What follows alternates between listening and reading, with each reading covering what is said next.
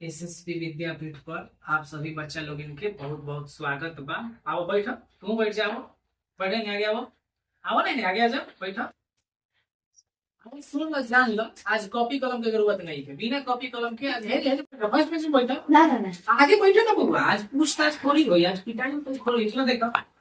देखो तू लोग के हम अपना कोचिंग पर जो शाम के जूनियर क्लास के बैच लगे बने ओकरे बारे में बताओ तनी बढ़िया से सुन लो, समझ लो। सब बात 10 मिनट लगी ज्यादा से। एसएसपी विद्यापीठ हमने के कोचिंग के नाम हवे, ठीक बा।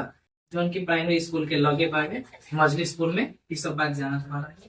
देख ई जोन हम बात बताओ थे तारा लोग के जोन बैच चले वाला बा शाम के 5 बजे से चले, ठीक बा। तारा लोग की स्कूल पौने 4 बजे छुट्टी होता, तू लोग खेले में व्यस्त हो जात बार का। तो खेले में व्यस्त हो जात बार तो तू समझे एक तरीका से यहाँ भी तू खेल ही है, थोड़ा परेशान नहीं हो के। हेलो, ठीक बताओ मानी कि शाम के हमने के जो क्लास चलाए शाम के 5 बजे से 6 बजे तक, ठीक बा। 1 घंटा ये क्लास चली, तो शाम के 5 बजे से 6 बजे तक क्लास चली। आ ई क्लास देखो का होता, क्लास छठा हो गए, 7वां हो गए, 8वां हो गए, तीनों क्लास के मिला के हमने के एगो क्लास बनी। उ क्लास में हमने के देखो सब विषय सब चीज लिखल बा, सब बातें जाए, ठीक बा। देख तो हमने के शाम के 5 बजे से क्लास चली। तू लोग अपना स्कूल में जाता रह, तो अगल बगल के जी भी लड़के बा, तार दोस्त मित्र बावे, तो तू बताओ कि तार लोग के पढ़ाई कमजोर बा, केहू के जोर नहीं खियावत, गुना नहीं खियावत, ई सब चीज तार कवर हो जाई बेसिक क्लास से एकदम शुरू करे में। आ तार छठा क्लास के किताब बा तो वो समझ में आवे लगे, 7वां के बाद तो वो समझ में आवे लगे, इस तरीके की बात हो। देखो तो शाम के 5 बजे से क्लास चली, छठा 7वां 8वां के पढ़ाई होगी। तू लोग बहुत पूछे आवत रहो कि भैया कब से पढ़ाए 7वां के, कब से पढ़ाए 8वां के, तो अब तार लोग आज बात बता देनी। सब लोग खुश बा आ समझ ले बस सब बात। देखो हमने के का करनी हसन, देखो तो 9 10 में जो तार लोग के भैया दीदी पढ़ ले भारती भवन के किताब, जो भारती भवन के कहीं महंगा किताब मिलेला, लेकिन वो किताब में जौन भी चीज लिखल गई बा वो ज्यादा समझा के लिखल बा, बढ़िया आसान भाषा में भी लिखल बा। एनसीईआरटी सरकारी किताब सब लोग के ना समझ में आवेला, तो भारतीय भवन से पढ़े लगे लो 9 10 में जाते, हाई स्कूल में जाते। तो वही तरीका के देखो 6 7 8 के भी भारतीय भवन के किताब आवे, जौन के नाम सुगम विज्ञान, सुगम गणित। तो हमारा लगे वो भी कंटेंट बा, तू लोग बढ़िया से समझबा, तारा लोग के इंटरेस्ट हुई, दिलचस्प मतलब तू लोग मतलब दिलचस्पी दिखाईबा तो वो किताब से भी पढ़ाई हुई। हम ले आके सब किताब रखते हैं तारा लोग के देखा। तो ये भेजा लिखल बा भारतीय भवन भी आ एनसीईआरटी भी, तू जौन कहबा तारा के वो किताब पढ़ाओ जी। लेकिन तू एक बार भारतीय भवन पढ़ लेबा तो एनसीईआरटी किताब में कोनो दिक्कत नहीं। एनसीईआरटी मतलब सरकारी की, सरकारी की, ठीक बा। और भारतीय भवन मतलब प्राइवेट की, का बोल प्राइवेट की। सुन देखो सप्ताह में मैथ हमनी के 3 दिन रख देंगे, 3 दिन हमनी के गणित पढ़ेंगे, 3 दिन मैथ पढ़ेंगे। साइंस हो गए चाहे एसएसटी हो गए, जौना में सोशल साइंस कहल जाला, सोशल स्टडीज कहल जाला, विज्ञान चाहे सामाजिक विज्ञान, एकरा खातिर 2 दिन रखने बानी। अब भाषा हमनी के 3 गो पढ़ेंगे, 3 गो भाषा बा, इंग्लिश बा, हिंदी बा, संस्कृत बा, 3 गो भाषा बा। तो इ तीनों भाषा के समझे खातिर व्याकरण पढ़ल जाए, ठीक बा। इंग्लिश ग्रामर होला, हिंदी व्याकरण होला, संस्कृत व्याकरण होला। तो एकरा खातिर हमनी के 1 दिन के समय रखले बानी सन सप्ताह। तो 3 और 2 5 1 6 दिन हो गए, आज 7वां दिन एतवार हो गए। वो दिन तार लोग के टेस्ट हुई, टेस्ट हुई बाहर बैठा के, वही बाहर देखत रहे इतना बड़का फील्ड बा, यही में बैठा के हुई। सब लोग खातिर बोरा के व्यवस्था कर देने, तो बेंचे निकाल दिए, अब बाहर बैठा के सब आवते जाते लोग देखिए, तार लोग पे नजर रखे टेस्ट। तो पढ़े के बाद 6 दिन बढ़िया से एकदम रगड़ के आ तब ओकर तगड़ा एगो टेस्ट हुई, क्वेश्चन पेपर बनी आ जे ओमे टॉप कराई ओकरा के पुरस्कार रखल जाई, वो जीती। हर हफ्ता बाजी लगाई बा, है हफ्ता के जीतता, है हफ्ता के जीतता, ठीक बा। आ बीच बीच में तनी थारा लोग के फिजिकल वर्क भी करावल जाई, ठीक बा, जैसे आगे चल के भविष्य में तारा ऊपर लोड पड़े तो सब झेल सको ये सब चीज। तो देखो अब बात समझे, तारा के हम रूटीन के बारे में बता देते बानी। रूटीन देखो का हो जी, सोमवार मंगलवार बुधवार 3 दिन हमने के गणित पढ़े। जैसे छठा में 12 तो तारा के छठा के गणित पढ़ाए, 7वां में 12 तो 7वां के गणित पढ़ाए, 8वां में 12 तो 8वां के गणित पढ़ाए। पहले तो बेसिक चली कुछ दिन क्लास हमने के। अभी जैसे मान लो बिहान से तो लोग सब लोग गए, बिहान से ही बा, अभी मार्च महीना में 10 दिन समय बा, 7 दिन समय बा, 8 दिन समय बा, तो अभी हमने बेसिक पढ़ लें। 1 अप्रैल से तारा स्कूल में किताब शुरू हुई, तो तार जब किताब शुरू हुई तो समझबे कि तार किताब शुरू होके होके तकले तार जो भी एक एक्सरसाइज पढ़ाई हमने के एगो चैप्टर पढ़ लें। देखिए अब समझा, तो सोमवार मंगलवार बुध दिन शुरू के 3 दिन जो हफ्ता के हुई गणित हमने के पढ़े सर भारती भवन से भी तू पढ़ लेबा, एनसीईआरटी किताबों की ओहू से पढ़, कोनो दिक्कत। ओकरा बाद देखो जौन थर्सडे और फ्राइडे होता, मतलब बीएफए और सुख, मतलब जो बीएफए सुख होता है 2 दिन, थर्सडे और फ्राइडे जौन होता है, ठीक बा, गुरुवार और शुक्रवार। तो एकरा खातिर हमनी के साइंस और एसएसटी रख लेबे। साइंस मतलब विज्ञान हो गया, एसएसटी मतलब सामाजिक विज्ञान, ठीक बा। तो विज्ञान और सामाजिक विज्ञान खातिर 2 दिन के समय रखल सप्ताह में। जैसे हो सकता देखो ई जो क्लास चली न भाई भला, ई सब लोग खातिर चली, छठा खातिर भी, सातवां खातिर, आठवां भी। जैसे मान लो कोनो चीज हम पढ़ावत हनी साइंस में, तो जौन भी जैसे 6 क्लास के हम पढ़ाए, लेकिन ओकर जरूरत 7 क्लास के भी बा, 8 क्लास के। वही तरीका से पढ़ाओ जी, मतलब जनरल साइंस एकदम सामान्य विज्ञान पढ़ ली, जेकर जरूरत हर कोई के बा, हर कोई के समझे के चाहिए। आ प्रॉपर आने के नोट्स दी, कागज पे लिख के देवल जाई, जौन तू लेके जीव, अगर कहीं मान ला देखइबो करबो के देख लीनो गलतियों से, तो तहार कहीं कहां बोला पढ़ेला पूछल जाई, ऐसा तारा के लिख के दिहल, यही सब बात हो। तो देखो साइंस हो गए ना, सोशल स्टडीज हो, मतलब तहार हो गए विज्ञान, चाहे सामाजिक विज्ञान हो गए। इन हफ्ता में 2 दिन चली, तो ये चली तब बीएफए के और सुख। अब देखो यहाँ अब सोमवार मंगल बुध बीएफए सुख हो गए। अब शनिचर के देखा क्या पढ़े के बाद, शनिचर के हमने के हिंदी हो गए, इंग्लिश हो गए, संस्कृत हो, इन तीनों के बारे में पढ़े। अब कहो कि भाई एक के बाद एक दिन में तीनों एक दिन में नहीं पढ़ेंगे। जैसे एक हफ्ते माना इंग्लिश चलाएंगे, इंग्लिश में ग्रामर शुरू करेंगे, तो एक तरह के चैप्टर जिसे बताओ हम बता देंगे, लेटर का होला, वर्ड का होला, सेंटेंस का, ओकरा के फिर रोक दिए, फिर हिंदी में कुछ जानल जाए। हो सकता है कि हम इंग्लिश पढ़ावत नहीं, तो तारे एक बार भैया बनी उतर के हिंदी बता दें। और बाद फिर हमारा जरूरत पड़ी कि तारा के संस्कृत की किताब भी हो गया, तो उन्हें देखें कि तारा व्याकरण में का पढ़े के बा, तो तारा के संस्कृत भी पढ़े थे। संस्कृत के पाठ होला बहुत सारा में, तू देखबो कि उनमें श्लोक होला, उ सब समझल जरूरी बा, जान जरूरी बा, तो ओकरा के बताते हैं। तो तार देखो इंग्लिश भाषा होके, चाहे हिंदी भाषा होके, चाहे संस्कृत भाषा होके, ओकरा खातिर हफ्ता में 1 दिन समय दिहल जी, शनिवार। अब बाकी अब हो गए इतवार, जो प्रत्येक every Sunday a test will be conducted.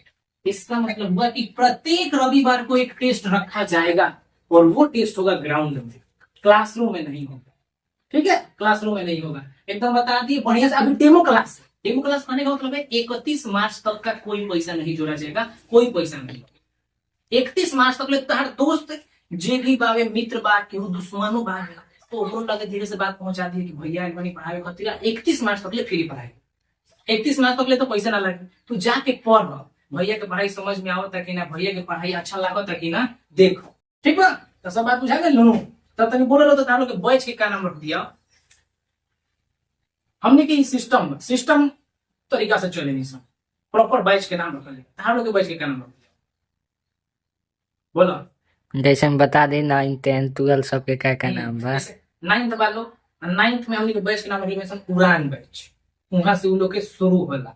कैसे पहिलका मंजिल होला 10, दूसर का मंजिल होला 12, आ ओकरा बाद हमारा हिसाब से सरकारी नौकरी, ठीक बा। हाँ 10th 12th ग्रेजुएशन पढ़ाई के, तो ऐसे डिग्री ले जाइबो, ओकर अंत नहीं है, लेकिन 10th 12th ओकरा बाद सरकारी नौकरी ज्यादातर लोग। जैसे 9th में उड़ान बैच बा, 10th में टॉपर बैच बा, 12th में अइबा तो वहां लक्ष्य बैच बा, मंजिल बैच बा। तो तारा लोग के बैच के का नाम बा? हमारा हिसाब से तारा लोग के बैच के नाम होके के चाहिए योद्धा बैच। असली योद्धा तू ही लोग बना, असली तू लोग भविष्य बना। आएगा दिन में तू 8वां में जीवन, 9वां में जीवन, 10वां में जीवन, मैट्रिक एग्जाम देबो, इंटर के एग्जाम देबो, तो योद्धा बैच रख दिया होगा। अब मान लो अभी तो फ्री में पढ़ा दी जी, एक बाद फ्री में पढ़े अप्रैल महीना से, भैया उतना दूर से आए पढ़ाई का दिन तारा के, वही सब खर्चा उर्चा भइल बा, को बता एक जना ना समझ, तो कितना फीस रख दिया, 6ठा 7वां 8वां के बता दो 500। वही बता दो, हम तो ढेर महंगा बताते हैं। अपने से बोला है तनी हमारे बच्चे के दाम लगाओ, जो पढ़ावे नहीं समझा में, कोई रुपया दे दे। अच्छा तू लोग बताओ, और जो हम टेक्निकल जानते पढ़ाई नहीं तेरे से क्यों इतना दूर से चल के चला, इतना दूर से जानता रहो। अच्छा 6ठा 7वां हम जानते रहो रुपया देवे 300 रुपया, लेकिन तू लोग चिंता मत करो, हम तारा यहाँ के पढ़ावत तानी, हम ही मेहनत करत तानी, 1 साल हम ही मेहनत करें, आ तू जन कह दिलो मान ली, तू जन कह दिलो मान ली। 200 रुपया, मात्र 200 रुपया में हर महीना तारा लोग की पढ़ाई योद्धा बैच से आप जुड़िए, मात्र 200 रुपया हर रोज। ठीक है, सुनिए, देखो ये 6, 7, 8 तीनों के लिए बैच का नाम हो गया योद्धा। बैच का नाम क्या हो गया? योद्धा। योद्धा के क्या कहल, युद्ध में लड़े वाला के कहल, वॉरियर कहल जाला। आवल तू लो बैठ वॉरियर जालो कहल जाला योद्धा जी। आवा बैठा आओ जी, तो तारा बैच के नाम हो गया योद्धा बैच। एमे फीस कितना बा? 200 रुपया हर महीने। ठीक बा। हाँ, एक और बात बता दी, एक और बात बता दी, अगर तू लड़का सन के ई बात जाके बताइबो ई सब बात, आ तारा बतैला के चलते कोनो लड़का आई तो तू हमरा से कोई नहीं बता दे कि भैया दो चार लड़का से बतैली बनी वही हम से, तो सारा डिस्काउंट दे। आ डिस्काउंट कैसे मिली तरह के समझा दे तनी आसान भाषा में। जैसे मान के चलो कि अप्रैल महीना का फीस ऊपर मत ना बैठा है हमरा लो पर बैठा। मतलब अप्रैलो तू फ्री में पढ़ लेबो, तो शुरू में ये सब बात बावे, शुरू में ये सब चीज बावे। ठीक बा, तो सब लोग बढ़िया से बात समझ गए नो, बुझा गए नो।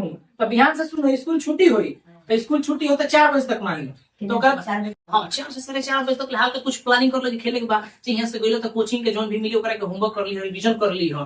5 बजे से 6 बजे तक यहाँ पढ़ ले। एक तरीका से यहाँ में तू अइबा तो ये माहौल में तू खुश हो के जी, तू खेलिए के लिए समझ। तारा पर ऐसा ना हो कि छड़ी रखले बानी तो तार लोग के डर लगती कि छड़ी तार लोग पे चली लगी ना, चली छड़ी जी। अभी खाली पढ़ावल चाहिए, तारा के एकदम प्यार से समझावल चाहिए, चिंता मत करिए बात खातिर। ठीक बा। आ डेराए नहीं के बिल्कुल, पढ़ाई बहुत भारी चीज ना होला, पहाड़ चीज ना होला, पढ़बो तो बहुत बढ़िया चीज बा, इससे आसान चीज कुछ नहीं है। ठीक बा, तो सब लोग बढ़िया से 5 बजे से 6 बजे तक क्लास करी। हाँ, ये हुआ उनका 6ठा 7 8 बजे बताइए हनु वही टाइम में बैच 2 गो चली। एगो बैच चली पहला से लेके 5वां तक खाती, आ एगो चली 6ठा से लेके 8वां तक खाती। तो ठीक बा, जे पहला दूसरा तीसरा चौथा में होई नु उ सब भी लइका सब के बता देवे के बा, लेके आवे के। अच्छा, तो लेके आइयो हे दे बड़ा। ठीक बा, लेके आवे के बा। ठीक बा, उन लोग खातिर हो रूम बा। ठीक बा, उन लोग खातिर ओमे भर दिए। आ भरी तो चिंता मत करो, ई सब 10 12 के बेंच बानू, बेंच और बनत और आजे लइका लोग तो पहले आवे। ठीक बा, लइका लोग आवे। तो योद्धा बैच में 6 7 8 के एडमिशन आज से शुरू हो गल, समझो 31 तक फ्री में पढ़ाई हुई, 1 तारीख से पैसे धार लोग के लागे। ठीक बा, 200 रुपया हर महीना के फीस, 200 रुपया हर महीना के फीस बा। और किस कम दिख रहा दिए नहीं इतना। हाँ, तो एकदम हमारा टाइम पर पैसा चाहिए। हाँ, ठीक बा ना। तो चलो ठीक बा, आज समझ गई जान गई तो सारा विषय पढ़ाई देख लो, तार कोनो विषय नहीं। गणित पे 20 देखो, एक घड़ी 6ठा से 8ठा लेके कोचिंग पढ़ ले, गणित खातिर ज्यादा मैथ खातिर। तो ठीक बा, मैं 3 दिन में विज्ञान में, सामाजिक विज्ञान में 2 दिन हफ्ता में, आ बाकी इंग्लिश ग्रामर हो गल, हिंदी व्याकरण हो गल, संस्कृत व्याकरण 1 दिन शनिवार के रखल गइल बा। आ तारा टेस्ट हो जी हर एक हफ्ता। आ टेस्ट में तारा के बढ़िया बढ़िया प्राइज रखल जी, जैसे कोनो किताब रख दिया। ठीक बा, कॉपी भी रखल जी, कलम भी रखल जी। आ टेस्ट में देखो सब लोग के कुछ कुछ मिली, चिंता नहीं करे के। जे फेल हुई नु ओकरो के दियाई, आ जे रैंक 1 पे ओकर तनी ज्यादा तारीफ हुई, अगले बार सब लोग प्रयास करी। सब बात सुना समझ लेना नु, सब बात समझो, एकदम एकदम बिहान से एकदम जोर लगा देवे। अभी तो फ्री में पढ़ाई होता है 31 तक ले, तो सब लोग पढ़ रेल के पढ़ी। हाँ, एकदम फ्री में पढ़ाई होता है, एकदम सब जना के अनलिमिटेड पढ़। और ओकर बाद 200 रुपया महीना लगी। आ देखो अगर केहू के मजबूरी हुई, मान लो मम्मी पापा 200 रुपया नहीं खेलो जुटा पावत, तो उन लोग के हमनी के पढ़ा देम सन, उन लोग के भी हमनी के गाइड कर देम सन। ठीक बा, एक गो सपना हमनी के ई नहीं खेनो कि खाली पढ़ाई में पैसा कमाए के बा ना, हमनी के प्यार भी कमाए के बा, नाम भी कमाए के बा। ठीक बा, खाली पैसा सब कुछ ना हो, पैसा सब कुछ ना हो। ठीक बा, आज भी लइका सन लगे ढेर पैसा बा। ठीक बा, ई सब बात बावे। तो हमनी के खाली पैसा नहीं के कमाए के, प्यार और नाम कमाए के, बुझाइल नु बात। तो कोनो मम्मी पापा ढेर मतलब दिक्कत से चलता लोग नहीं के छूटा पावत, तो तू लोग हमरा के बता दी, चाहे उहे लइका कह दी एक बार तो ओकरा से कोई पैसा हम ना। ठीक बा, निःशुल्क व्यवस्था रही अगर आर्थिक रूप से केहू कमजोर बा। ठीक बा, तो चलो तार लोग इनके बहुत बहुत धन्यवाद। तू हमारा क्लास में आके बैठल लो, थोड़ा सा अपन वक्त दिल हलो, तार लोग ये सब चीज हम बता पाइनी, समझा पाइनी हम। आ देखो ई जो एसएसपी विद्यापीठ बा नु, तो एसएसपी का मतलब होला साइंस स्टडी पॉइंट। तो एसएसपी साइंस स्टडी पॉइंट नाम के यूट्यूब पर चैनल बा। आज ही तो जौन जन बात सुनल हलो, ई सब यूट्यूब पे अपलोड हो जाए, यूट्यूब पर तू मंगा के देख सकत। एसएसपी लिखी हो साइंस स्टडी पॉइंट। ठीक बा, हाँ, तहारा लोग के आपन कोचिंग खातिर भी एगो चैनल बहुत जल्द बने वाला बा, एक और ऐलान भी बहुत जल्दी हो जाए। आ चैनल के नाम रही हमने के एसएसपी। ई खोजबा खातिर रही आई भेजबा, ए पे हमने के पूरा ध्यान देवे के, छोटा छोटा वीडियो तनी बना ली पढ़ पढ़ के, जैसे कि उसे दू के भाड़ा सुने में वीडियो रिकॉर्ड हो से ओकरे के डाल दी, उहे का चल जाए। तो हमने के पे काम करे के बा, बढ़िया से बनावे के बा। ठीक बा एसएसबी साइंस पॉइंट बाकी हमने के उज्ज्वल बा। तो अभी ई वही वाला पे जाई, लेकिन हेकर शुरुआत बहुत जल्दी करें सन। हो सकता है अप्रैल में पहिल का दिन 1 अप्रैल के एसएसबी के विetnam वीडियो यूट्यूब पर चैनल आ जाए। चलो ठीक बताओ, आ सब कुछ जान लो, सुन ले तुम। बिहान से आओ तो एकदम हम 5 बजे हाजिर रहे, 5 बजे से 6 बजे तक हम लोग की क्लास चली। ठीक बा, बोला और कौन परेशानी बा, दिक्कत बा तो बोलो बोलो। सब ठीक बा ना, सब बता देनी हमने। आ के सुबह में पूछे उधर का टाइम हमरा से, तू ही उधर लगा। अच्छा तो पता चल गया 5 बजे से 6 बजे 1 घंटा बस तू हमरा लगे आवो। आ तू देखिए 3 महीना 4 महीना 6 महीना पढ़ के, ठीक बा, सबसे कमजोर लड़का भी जे हुई वो कही तारा सवाल पूछे लगे, मतलब तू सवाल पूछे लगे बोल उससे। ठीक बा, तो चलो ठीक बा, जा लोगी नाच, ध्यान मिलो तनी सब।